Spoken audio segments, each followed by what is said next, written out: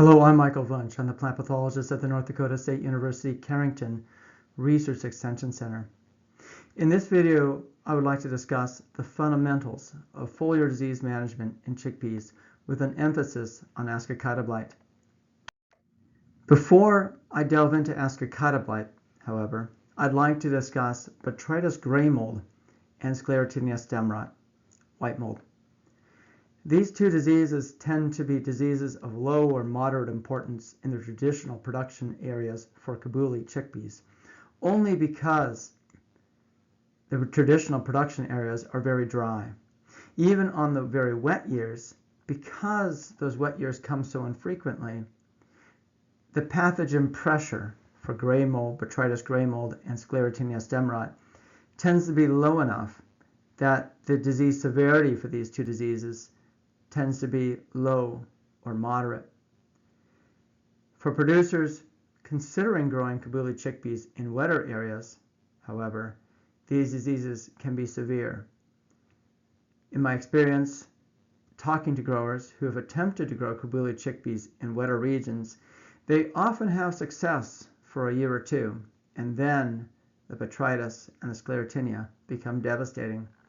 But even in our traditional production regions, we can get some of these diseases, and it's helpful to understand what the diseases look like and what they do, because one of the reasons why producers in western North Dakota and northeastern and north central Montana sometimes have poor disease management, even when they do everything perfect against Ascochyta blight, is because they have some degree of Botrytis.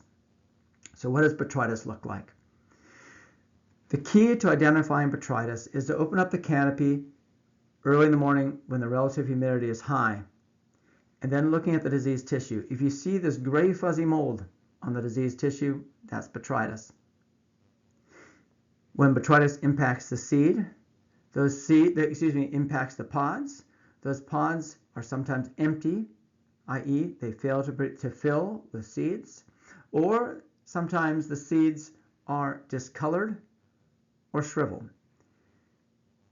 When Botrytis is really severe, it'll burn off the entirety of the interior of the canopy. Thus, Botrytis causes yield loss as well as reductions in seed quality. Sclerotinia tends to girdle the stems of at the base, girdle the stems of plants. This can kill a branch or kill the entire plant. It does not, however, typically create disease on the pods. As a consequence, Sclerotinia will reduce yield, but it does not typically impact seed quality. And the rusting structures produced by the Sclerotinia pathogen tend to be a very different size from the chickpeas and are often cleaned out and threshed out by the combine and do not remain in the seed. Thus, Sclerotinia reduces yield without reducing quality in most circumstances in chickpeas.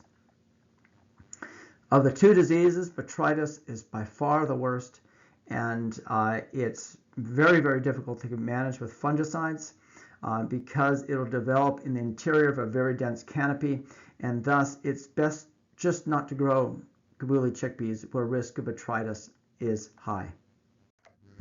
Okay, we've now talked about Botrytis and Sclerotinia. I'd like to now focus on Ascochyta blight, which is our primary concern in the traditional growing regions for Kabuli chickpeas. Ascochyta blight can be severe on the wet years, and the good news, however, is that it can be managed very successfully. What I'm going to do in this presentation is I'm going to give the management strategies for Ascochyta blight first, and then I'm going to explain why. First, clean seed and fungicide seed treatment. You should test your seed for seed-borne Ascochyta. Traditionally, we only plant chickpea seed if it's less than 1% incidence of Ascochyta. Now, even if your seed tests negative, you should also treat your seed with a fungicide seed treatment that has some degree of efficacy against seed-to-seedling transmission of Ascochyta. Thiabendazole is the old standard for this, but some of the newer chemistries also have efficacy. How much efficacy, I do not know. I do not have access to those data. My recommendation would be to consult with the companies. That said, you should expect that even the most effective fungicides will only reduce your seed-to-seedling transmission and not eliminate it. So the use of fungicide seed treatment does not eliminate the need for good seed. Even if your seed tests negative, you should, for Ascochyta, you should still use the seed treatment because the seed test is done on a small sample, and if the actual incidence of Ascochyta blight, seed-borne Ascochyta, is low, that seed test will often come up negative even though the seed lot has Ascochyta. Okay, so now we've discussed clean seed and fungicide seed treatment. The next management strategy is to use an extended crop rotation interval. The absolute minimum is 3 years out of chickpeas. Third, you want to choose your varieties well. You want to grow a variety with partial resistance to Ascochyta blight. One of the varieties developed in the northern plains. You do not want to grow in Montana or North Dakota one of the varieties developed in the Pacific Northwest, because the varieties developed in the Pacific Northwest, such as Sierra and Sawyer and Nash, these have much higher susceptibility to Ascochyta blight than the varieties developed in the plains.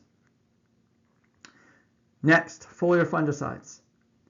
You need to select your foliar fungicides well, do your homework. Not all registered products have equivalent efficacy, and some of the fungicides are no longer effective due to resistance development. I would recommend you reference the companion presentation that I have put out on summarizing current fungicide efficacy data. Next, fungicide application timing. This is critical. Fungicides are a very effective tool for managing Ascochyta blight in chickpeas, but only when utilized correctly. You should make the first fungicide application at first appearance of disease symptoms or bloom initiation, whichever occurs first. Now, if disease develops before bloom, I would only apply if conditions are highly favorable for Ascochyta blight, i.e. it's very cool and wet. And the reason is, before bloom, you don't have much of a canopy yet. There's not much of ability to trap moisture in that canopy. And also, there's much lower chance that spores will move via splash dispersal from one plant to the next because you don't have much of a canopy for those spores to hit. So, you should apply prior to bloom initiation if conditions are high risk, very high risk for Ascochyta. Otherwise, I would wait until bloom. Now, if you get to bloom and there's no Ascochyta blight yet, you should still spray, even if you don't detect the Ascochyta blight. And the reason is because Ascochyta blight at that stage tends to be at very, very, very low incidence, and it's extremely hard to find. And your job is to keep it that way. Once the disease spreads enough that it's easy to find, it becomes very difficult to manage, and often becomes impossible to manage if it's wet enough. So, unless the conditions are highly, highly unfavorable for Ascochyta blight, i.e. you're under extraordinary drought conditions, you should put a fungicide application on at bloom initiation or early bloom. After that application, you should make applications every 10 to 14 days as long as it is raining until the crop begins to senesce. If it is not raining, you can extend that interval. The key thing is to get the fungicide on before the next rain. So you can be 4 weeks between applications. That's fine as long as that next application goes on before the next rain, because the Ascochyta always moves with splash dispersal of the spores, and it will not move unless you get that rain event. Okay, so I've now given the management recommendations. Now let's go through the biology underlying these management recommendations so you can understand why we do these things. First, Ascochyta is transmitted from diseased seeds to emerging seedlings. The diseased seeds are often asymptomatic, i.e. the seed will look beautiful. You don't see any lesions on it at all, yet it has Ascochyta in it. You should test your seed for Ascochyta for this reason, because you cannot visually diagnose it.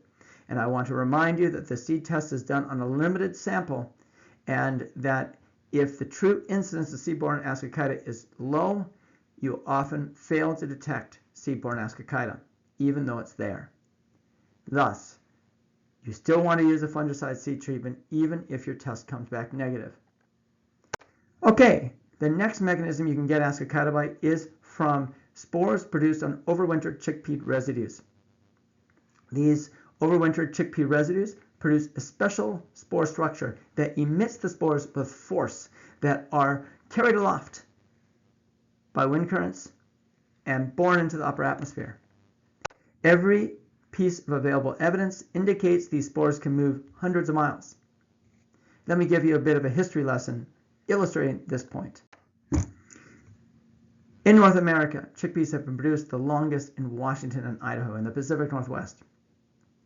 Prior to 1983, Ascochyta blight was not a problem in that area. In 1983, it all changed when they got Ascochyta blight in the variety trials that the USDA was conducting in Pullman, Washington. The very next year, 23 of 30 commercial production fields in northern Idaho developed Ascochyta blight. Now, what do you know about northern Idaho? It's directly downwind of the prevailing springtime storm patterns in the Pacific Northwest. So the storms move from west to east in that area, and so northern Idaho was directly downwind from that variety trial. They did not see the Ascochyta blight to the west of the variety trial, only to the east. To get to see an outbreak of like this of Ascochyta blight was unprecedented, and to see it only downwind from the variety trial was very suspect. And what did they find? They found that suddenly they had both mating types, i.e. both the male and female types of the pathogen present. So what had happened is that prior to 1983, we did not have both the male and female type of the Ascochyta pathogen present in the Pacific Northwest. They inadvertently brought it in on the seed, planted in that variety trial, and when the residues from that variety trial overwintered, suddenly now, because they now had the male and female type of the pathogen, now suddenly they had the production of these specialized spore structures on the overwintered residues that produced the spores that are carried aloft in the atmosphere. The pathologists working with those breeders came to the conclusion that that outbreak was caused by that little variety trial. So think about it.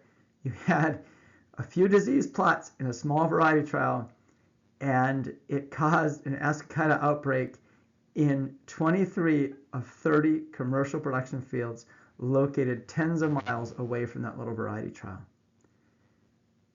So, and by 1987, Ascochyta blight became just widespread throughout the Pacific Northwest, because now you had both mating types of the pathogen. Anytime any commercial grower had Ascochyta blight and those residues overwintered, they would produce these spore structures in the spring that would then spread around in the spring. So how many spores are we talking about? Spring comes earlier in the Pacific Northwest than it does to northwestern North Dakota or northeastern Montana. And in the Pacific Northwest, the spore release from those overwintered chickpea residue peaks in April, which happens to coincide with chickpea emergence and early vegetative growth in that region. I'm sure it peaks in our region in May. How many spores are we talking? At 3 different locations, what they found is that at the peak they were producing 1,000 to 1,600 spores per square millimeter of diseased tissue. Per square millimeter. Those are a lot of spores. So you can imagine if there's a quarter section of chickpeas that had even a moderate amount of Ascochyta in the springtime, you can imagine the amount of spores produced off of that. If you're getting at the peak between 1,000 and 1,600 spores per square millimeter of diseased tissue, I mean, it's an enormous quantity of spores. And anyone who is farming downwind, whatever wind patterns are existing that year, is at risk of infection from those spores. So, what does this mean? The Ascochyta blight pathogen can move long distances. even if you are growing chickpeas from 100% disease-free seed and you have no prior history of chickpea production, you are at risk of disease. When fungicide, it also means when fungicide resistance develops in one location, it can spread quickly to other locations in that region. And finally, what this means is Ascochyta blight is a community disease. An outbreak in one field affects everyone else in the region. Okay, so we've now covered two of the mechanisms by which you get Ascochyta blight. Well, there is a third one. And the third one is from direct transmission from chickpea residues from the last time you grew chickpeas in that field. And so how many years out can you still get transmission from your chickpea residues? Well, researchers in Saskatchewan tested this. What really matters here are the results from the residues on the surface in that pink line, if you will, the left side of the slide. Okay, because we use our chickpeas no-till. But irrespective of whether you want to think about tillage or not, you can see the results are similar. What they found was even when they were 3 years out of chickpeas, they were still able to document transmission of Ascochyta blight from the residues into new plants. These data here are for chickpea leaves, and the next slide shows results for chickpea stems. Obviously, stems break down more slowly, but it didn't matter. If you were just 3 years out of chickpeas, by that fourth spring, you can still get seed transmission from the residues to the new chickpea crop. So, crop rotation helps, but it's not perfect. It'll reduce the transmission from the residues, not eliminate it. Now, once you have Ascochyta blight established in your field by one of these three mechanisms, or possibly all three, it's going to be there at extraordinarily low incidence initially. And it's going to be very hard to find. The long distance transmission of the spores ends as you get into June, because that's really an early springtime phenomenon. The seed to seedling transmission, of course, only occurs right at emergence. Presumably any transmission from residues can occur a little bit longer, but also that's going to end as your overwintered spores, your spore structures on the overwintered residues have finished emitting their spores. So, as you're getting into June, you're presumably going to have a very low incidence of Ascochyta blight in your field from any one of these three mechanisms. And it tends to be a very low incidence. If you detect it before bloom, I said to spray when conditions are high risk for Ascochyta blight, but only when they're extremely high risk, because the disease is going to spread when raindrops hit the disease, the sporulating structure on the disease lesion, and disperse the spores to a new plant, and then there's enough humidity for that spore to infect and penetrate. When there is no canopy, i.e. in early, late vegetative growth, when you don't have much of a canopy, the chance that that splash spore is going to hit another healthy disease tissue is lower than when the canopy is quite well developed.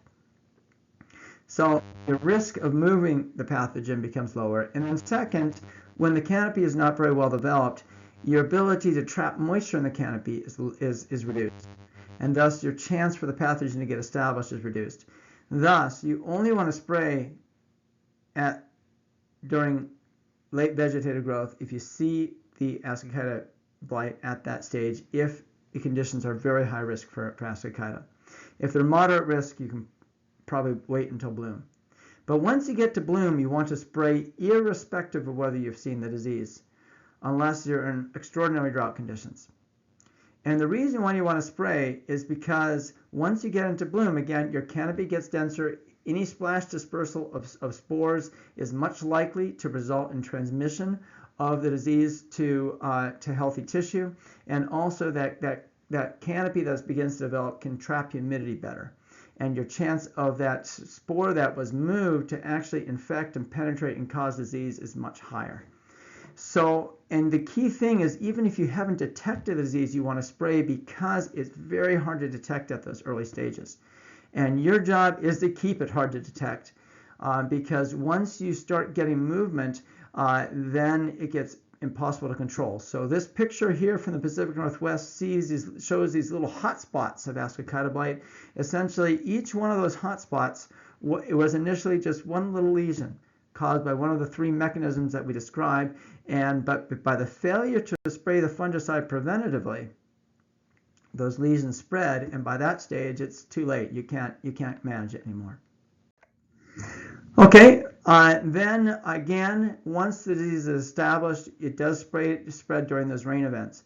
And because it only spreads by the rain events, that's the reason why you can actually extend your interval between applications beyond 14 days if it's not raining. But the key thing is to spray before that next rain event. Okay, so in summary, what have we learned?